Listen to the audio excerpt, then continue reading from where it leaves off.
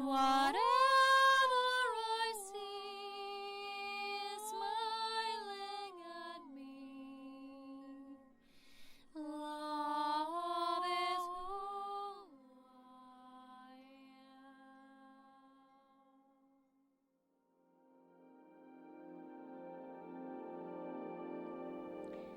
Hello there, beloved Ascension Pioneers, and welcome to this video episode with me, where I will be once again talking about the power of the life force, and in relation as well to our relationships, to our partnerships, to sacred partnership, and to what does it really mean to live a sacred devotional life in communion and to become a mystic.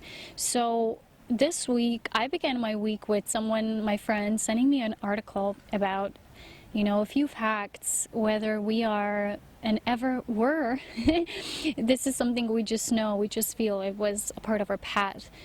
We're a part of the mystic path of the sacred sexual energy. So I call this the Serpent Goddess.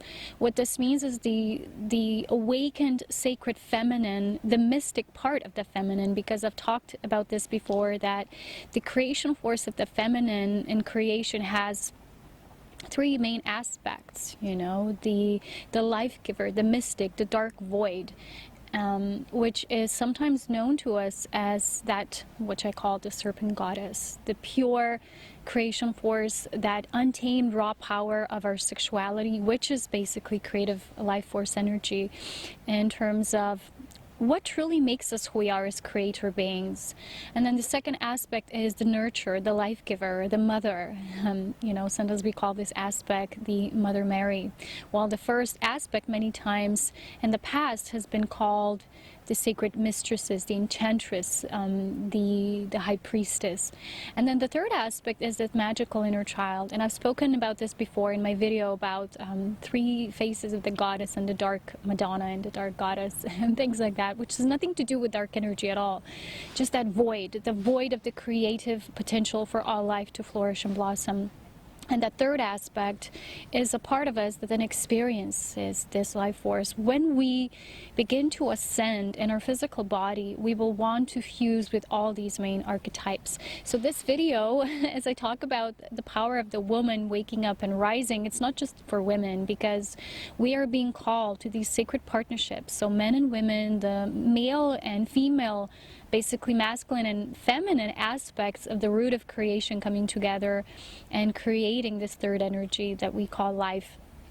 And the thing is that the very nature of the feminine force of creation is so powerful that it can create on its own. But the fact of the masculine and feminine coming together is to create love, and the fusion of these two blending opposite polarities, and the freedom to love and to experience that love together. So the importance of partnership here is, it's very important.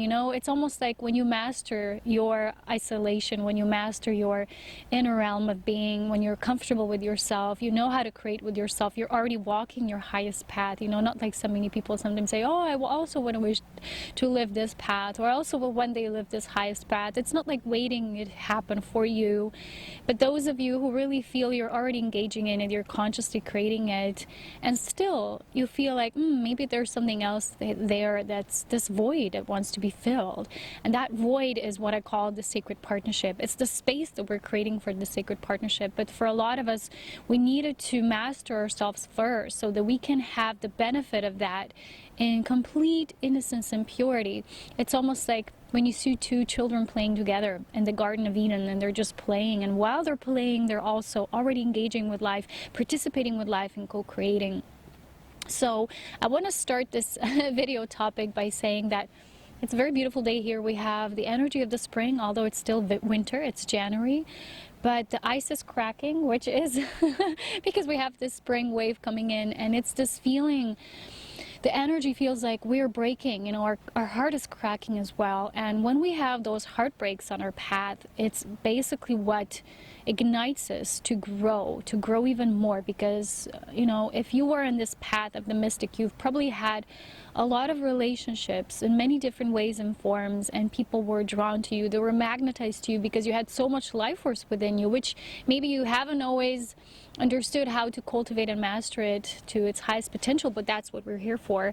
And I believe that the whole reason for us to create this world of experiencing also separation, not just unity, was so that we can fully master ourselves in any condition, to always remember, and even when we feel separate, to come back to the root of unity and what makes us who we truly are, and that's our life force. You know, as we grow in awareness, our life force will grow and evolve through that expansion, and therefore our physicality will as well. So our abundance will grow, because our life force is the root of our abundance. It's the root of everything that is sacred, and it is sacred. So the moment when we start to feel that life force as something sacred, and we will know that it is rising, then we will want to play in the Garden of Eden of that sacredness, and we want to experience relationships that are, they're amplifying that sacredness, they're adding to it, they're not subtracting from it, they're not relationships that are based on, you know, sometimes let's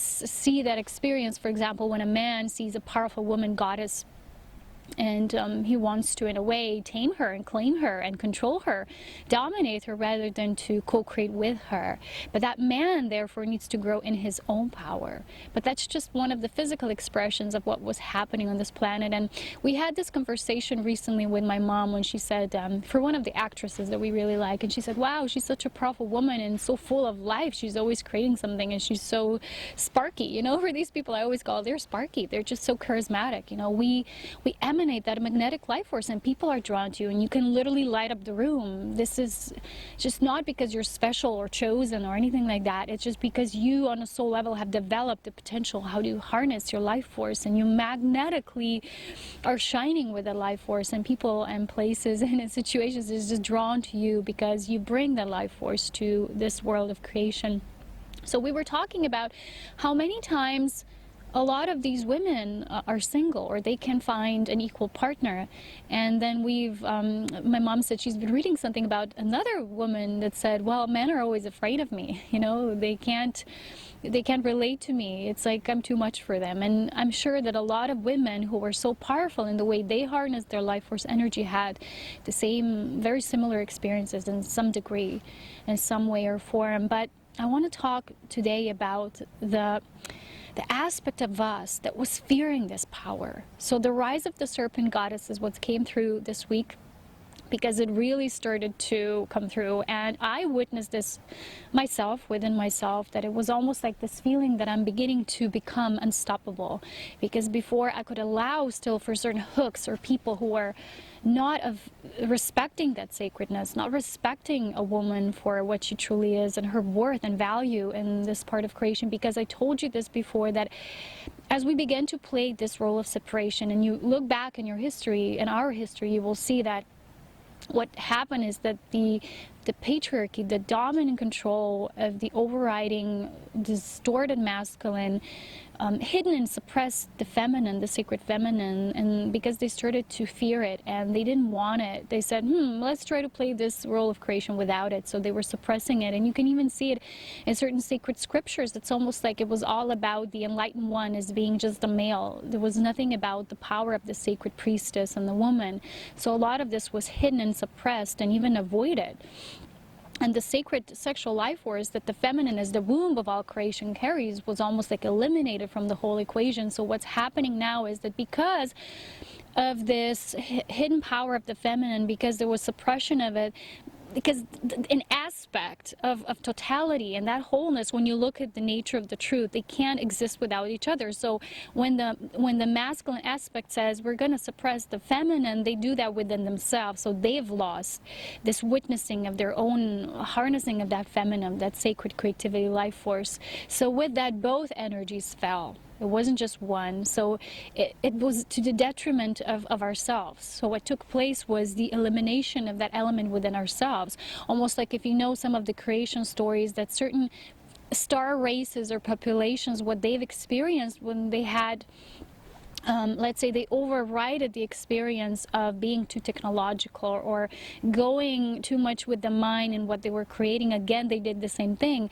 but instead of integrating that and really realizing and witnessing what was the true challenge in their evolution, they basically, what they did is they eliminated the emotion. So their life experiences began to be very same. There was no contrast to it. They stopped growing and evolving. So these races then came out and sought other solutions.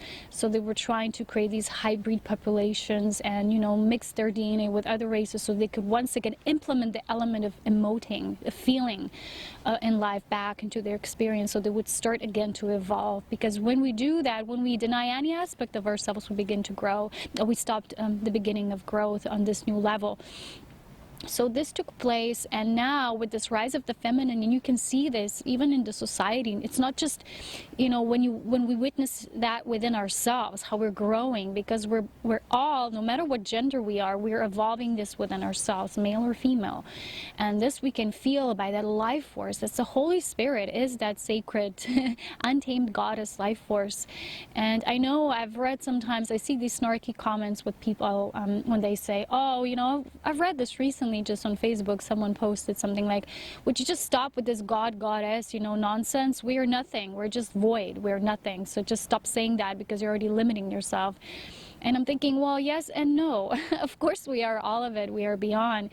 And yet when we say God, goddess, we basically invoke the innate creation aspect of ourselves, because we're all co-creators with that God life force. So there's nothing wrong with us saying that. But again, we can say it, oh, you're such a beautiful goddess, you're such a beautiful God. And when we really say it, we need to embody it. That's what I believe, that a part of the statement is true, but not at the expense of, because the person then said the F word, like F it. And I thought, wait a minute, that's still not really an enlightened way of approaching this, because I know that a lot of people are just saying things, oh, love and light, God, goddess, all these things. But the nature of being in our God, goddess essence means that we are harnessing our co-creative power. We are one with life. We're participating with life. We're not just witnessing it. We are really living it. We're contributing to it with our cultivation of our life force.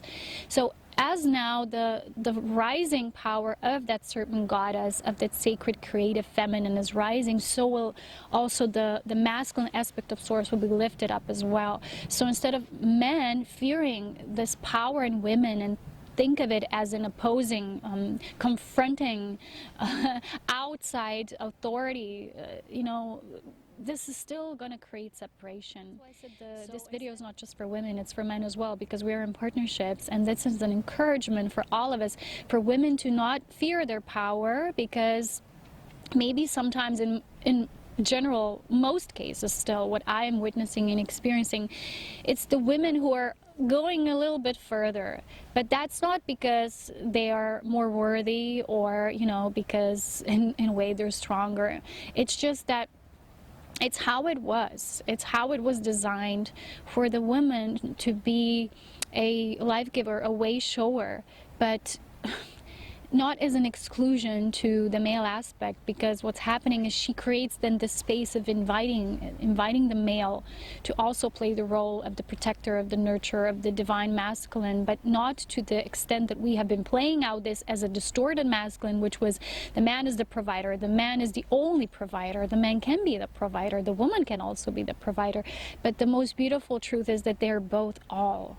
And when they can create this dance of equalization with the rise of, together rising in this column of light, of their white light that they create together, this column of the Ascension pillar, they're inviting a completely different experience into this reality. So there's a lot of this, men beating over women and saying, why are we playing so strong? Why do we have to be the dominating ones now? It's truth, and the truth of what's happening in the grander scheme of things, it's nothing like that. But it was chosen that the sisterhood is now rising, because the power of the sisterhood is so strong. The female aspect of creation, the feminine aspect of creation is just so strong, and it has, like I said, the potential to create on its own. But because of the infusion of love, there needs to be partnership, there needs to be this equality. But in the cases when this equality is not yet present, there needs to be first the understanding of through that witnessing why that is not the case. And there's many people who are sending me these questions and saying, why am I not with this person? Why am I not with this partner? I feel they're the right partner for me. It's if you are not together with anyone right now in this space and time where you are, that is obviously for a reason, because that means that you are both needing to grow. Because when you're not with someone, it means there's growth there for you. It means that there's something you need to integrate. There's something you are doing as your inner sacred devotion, or your inner work.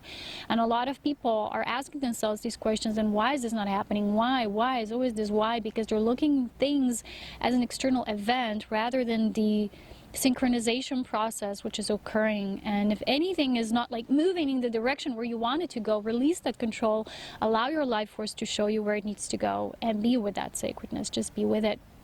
So what is basically the rise of the Serpent Goddess? It's that raw freedom, and it's not just for females. You know, I'm saying that a lot of the women of this earthly population might be going first into this full freeing of their spirit, but not saying this is always so. In some cases, of course, there can be men as well, but in a lot of situations it's like that, because how women were developing in this current cycle is they were really taking back the power, and that which was denied then rises up, and then the male aspect is being risen as well.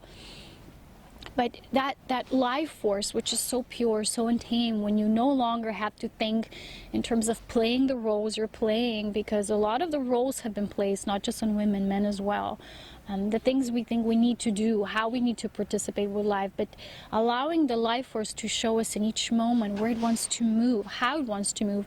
And the most simple way how we can harness and cultivate that in our own spiritual practice is, I mean, I don't even call it spiritual practice, I call it being with life, participating with life. That's how it is for me, because I think life is spiritual, life is spirituality, life is being real as well. That's why I don't call it spirituality. So when you take back your life force, and on every level, that also means you stop waiting for others to make the first move, to make choices, or to tell you what's right, or asking always for guidance on the outside, but starting to trust life, which means that as you trust it, you will engage with it more. That will bring your life force more and more in your body. And when this will be so, it will want to move. It finally will want to break free. And all of the things maybe before you constantly were saying, oh, I can't do that, is because I need to do this first. You were always going through things linearly.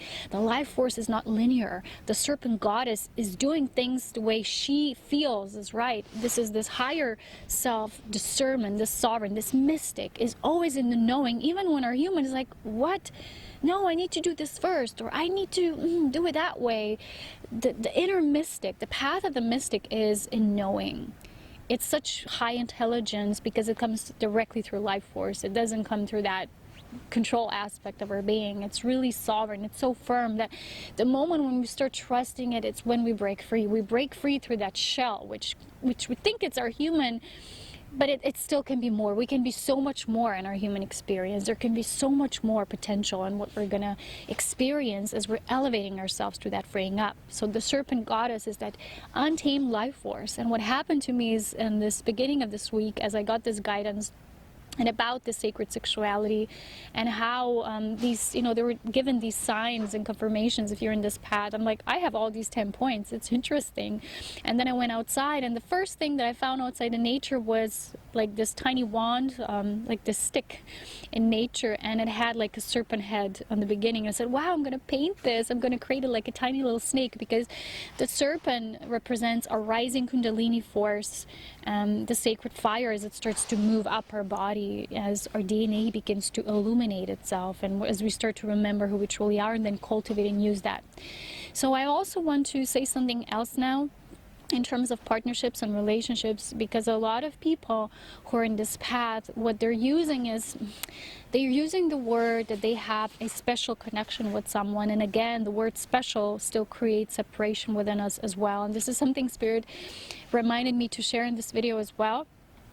And this means that anytime we say, wow, I have a special connection with this person, we put an emphasis on that connection, which is maybe a bit more than what it truly is.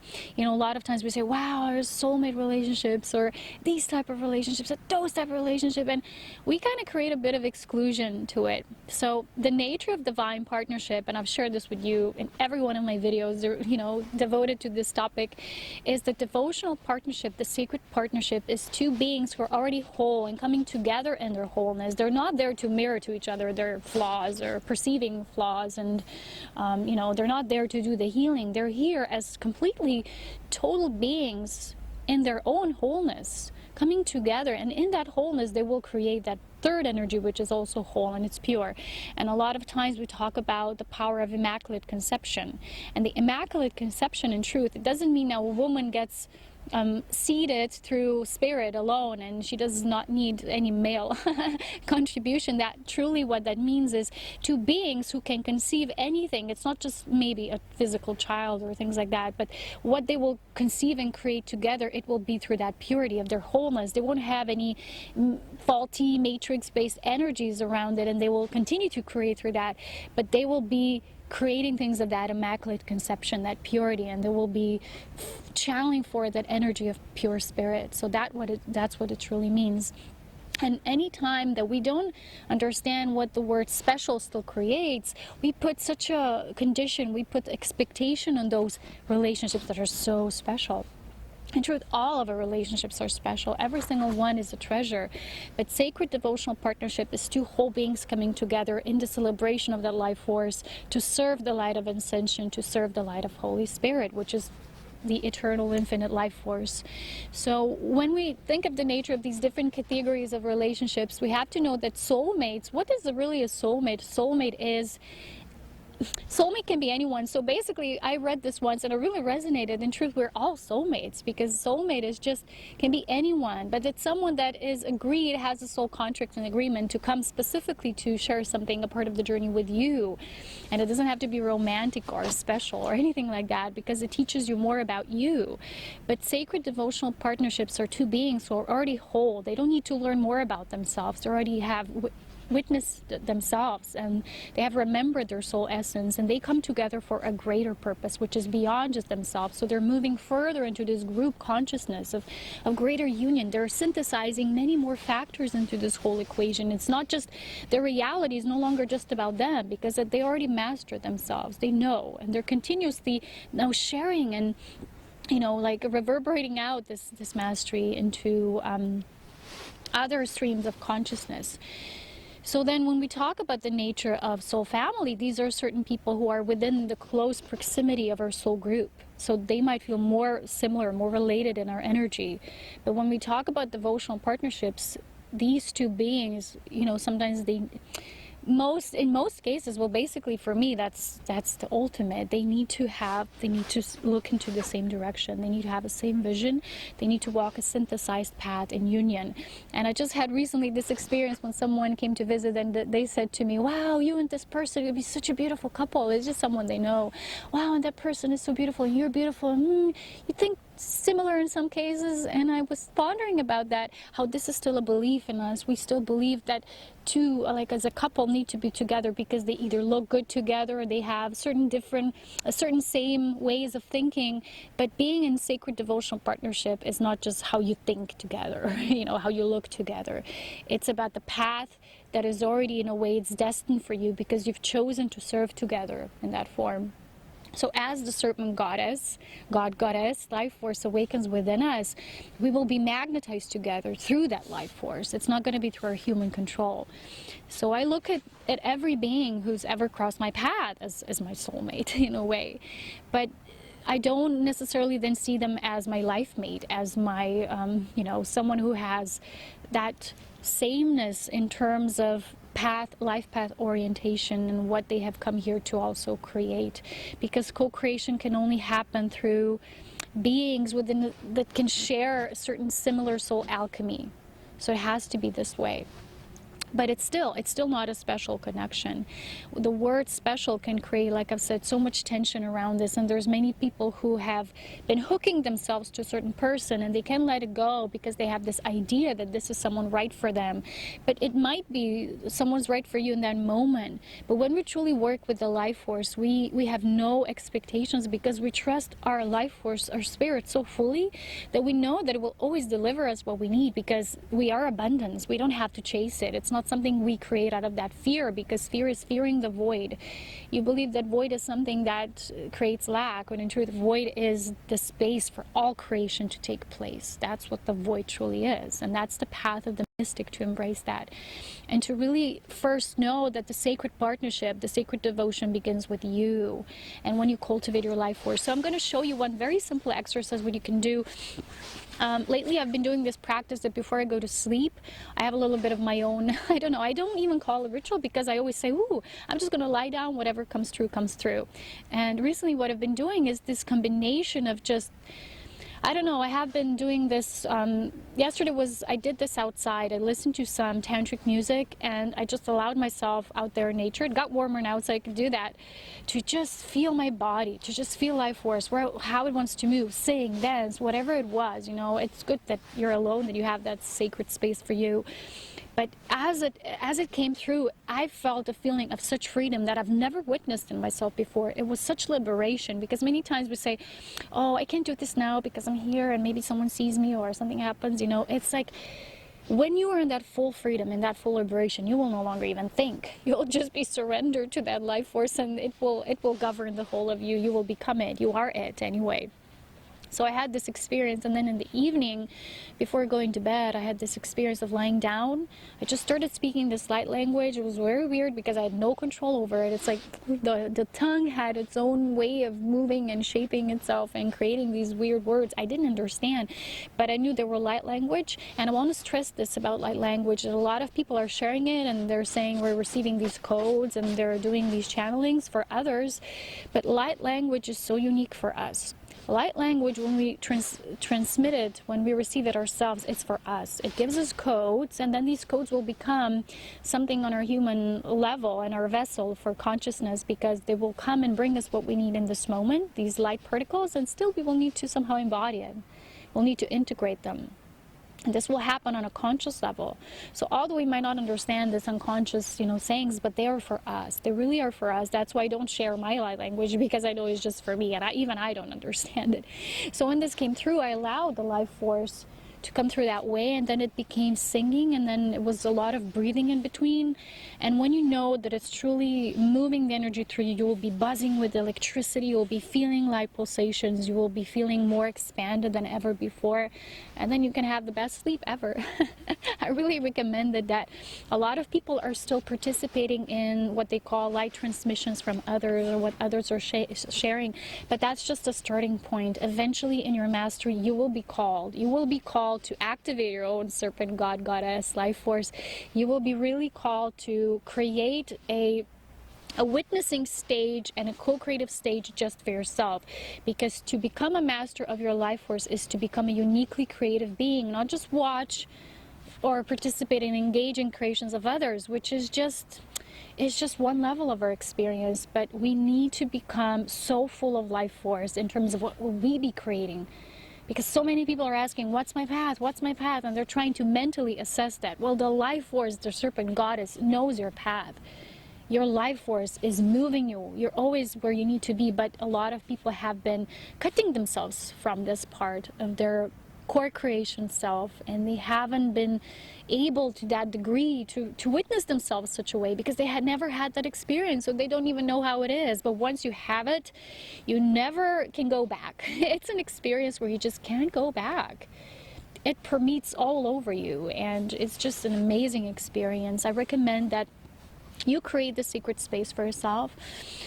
Just allow yourself to be whatever it is, whatever it's sacred to you. It's music, chanting, singing, dancing, because the music and the dance are our heavenly expressions. They're our heavenly language. Whatever it is, don't control it. Because I can never watch, let's say, musical performances or dancing performances if they're like choreographed too much, or too much coming from the mind, because when the mind engages, the life force is not that raw. You might have examples when you learn something, but with that learning you also can know how to let it go. You transcend the learning. Well, that's when you allow the life force to come in. So these things are so primal, they're so full of that creative life force, and I love that. When I will feel it when I see it somewhere, and I know, wow, that's how I do it as well, and that's the only way I want to do it. And I recommend you to do the same. Don't control your life force, because what you can do is just surrender to it. We don't have to chase for things anymore. We don't have to create abundance from lack and chasing for things and thinking I'm creating through manifesting. In this new paradigm, joy is what creates, and joy comes through this living and cultivating our life force. So I hope this video was helpful. Men and women, whatever kind of partnership, whatever kind of relationship you're moving through, instead of projecting your desires to the outside, because sometimes there's still partnership when the other is not as equally matched in their experience, or they're not sharing your path with you fully to all the degree, and maybe you would want that. Instead of projecting that to them, find a way to feel that love and direct it towards that potential which wants that. So you basically claim your life force by knowing that it comes from you. And when you stop projecting it to others, to anyone you believe they need to be a certain way, then you will become free. You will liberate yourself, because you will stop waiting for the external conditions to match you, and you will become your own sacred devotional partner. And then therefore you will create a sacred space for such a partnership, either, for yourself if that's your desire and you feel that's your path, or you will just hold that space. You will participate in that space with others who are also on this path. So I hope this kind of opens some gateways within your awareness. And like I say, the awareness, as it activates, it releases a greater amount of life force. As greater amount of life force is released, our physicality and well-being and abundance are more expanded, and that's what expands our physical ascension. So take care, my beloveds, and as always, I wish you so many beautiful blessings on your path of ascension and becoming the sacred mystic. Don't suppress your sexual life force, because it is who you are. And all that I've ever created in my life was through my own sexual life force, through my own creative flow. I've never been creating from the outside, like, ever. It's not how I was built. And this understanding was always in my heart. So I'm here to share that with you, those of you who also feel that is your path and you have similar understanding of reality and how we create it. And thank you for your support, for your donations, because they mean a lot to me, so I can share these videos as freely as possible with everyone. And I have also courses on self-mastery and galactic signature course, which takes you deeper into the root of understanding yourself and your own unique way of how you are harnessing your life force and your own spirit uniqueness, and other things and goodies as well. So check my page, Serapina Light, and I'll see you again soon. So much love, wisdom, and power as always. Take care.